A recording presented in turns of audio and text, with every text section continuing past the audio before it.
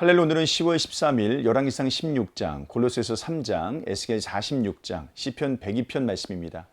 열왕기상 16장은 북이스라엘의 왕들을 기록하고 있어요. 여로보암의 가문이 패망한 후에 북이스라엘은 수시로 왕조가 바뀝니다. 여로보암의 아들 나답을 죽인 바하사는 여로보암을 따라 악을 행했어요.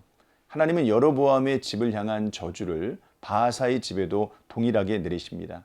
바하사가 죽은 후에 그의 아들 엘라가 왕이 되지만 그 시므리에게 죽임을 당하죠. 시므리는 바하사에게 속한 자들을 모두 죽여버립니다. 시므리는 오므리에게 또 죽임을 당해요. 이 오므리는 나름대로 훌륭한 왕처럼 보였어요. 군사적인 능력이 있었고 이 사마리아에 새로운 수도를 세웠습니다. 그러나 하나님 편에서 볼 때 그는 다른 왕들보다 더 악했습니다. 오므리가 죽고 그의 아들 아합이 왕이 되는데 본문은 아합이 이전의 모든 사람보다 여호와 보시기에 악을 더욱 행하였다고 언급합니다. 심지어 여로보암의 죄를 따라 행하는 것을 가볍게 여길 정도였다고 해요.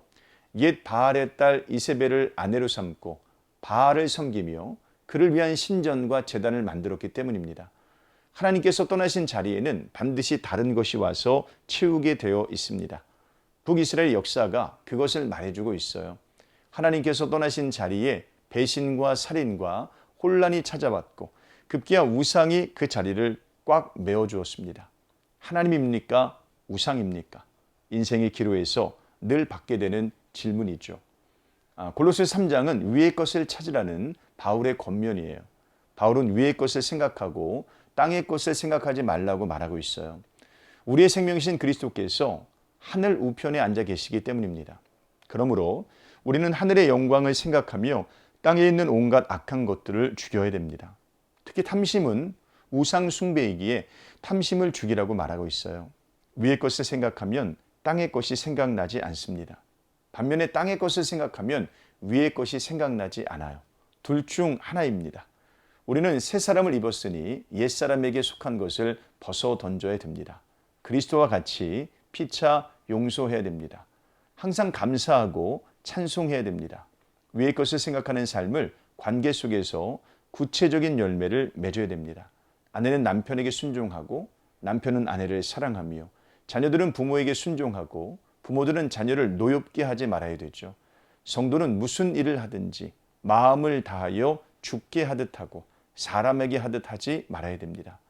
에스겔 46장은 왕이 성전에서 드리는 예배에 관한 교훈이에요. 군주는 안식일과 초하루에 번제와 감사제를 드려야 됩니다. 백성들도 동일한 날에 예배해야 되죠. 군주와 백성이 예배를 드리는 장소와 드려야 하는 제물의 숫자가 조금 다르기는 하지만 근본적으로 큰 차이는 없습니다. 하나님의 백성은 신분에 상관없이 하나님께 예배해야 됩니다. 본문은 군주의 땅이나 백성의 땅이 모두 하나님께서 주신 것이라고 말하고 있어요.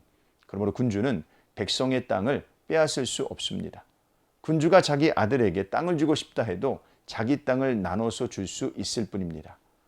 마지막으로 하나님은 에스겔을 성전 부엌으로 인도하세요. 여기는 재물을 손질하는 곳입니다. 새로운 성전의 환상은 하나님께서 다시 이스라엘과 함께 하시겠다는 약속이죠.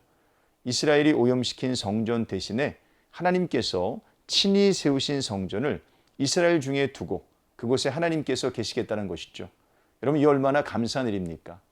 우리 가운데 스스로 성전을 만드시고 그 가운데 머무시는 하나님을 찬양하시길 바랍니다. 시편 102편은 괴로운 나를 만난 자가 주께 간구하는 기도예요. 극심한 고통을 호소합니다. 내 날이 연기같이 소멸하며 내 뼈가 숯같이 탔음이니라. 그러나 그런 와중에도 하나님께 소망을 두고 기도합니다. 하나님은 빈궁한 자의 기도를 돌아보시기 때문이죠.